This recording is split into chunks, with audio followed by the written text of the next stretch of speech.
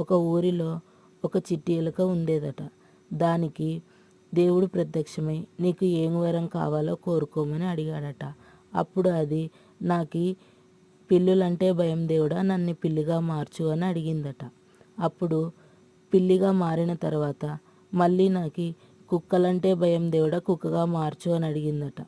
కుక్కగా మారిన తర్వాత మళ్ళీ నాకు తోడేలుగా మార్చు దేవుడా, నాకు తోడేళ్ళు అంటే భయం, నన్ను తోడేళ్ళు వేటాడుతున్నాయి అని అడిగిందట.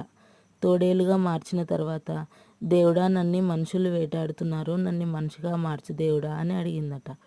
మనిషిగా మార్చిన తర్వాత దేవుడా, మళ్ళీ నాకు ఈ మానవ జన్మ వద్దు, ఇంకొక జన్మ ఇవ్వు అని అడిగిందట. మన బుద్ధి మార్చుకోకుండా, మన గుణం అనేది మార్చుకోకుండా దేవుడు మనకి ఏ వరం ఇచ్చినా వేస్ట్ ఫ్రెండ్స్.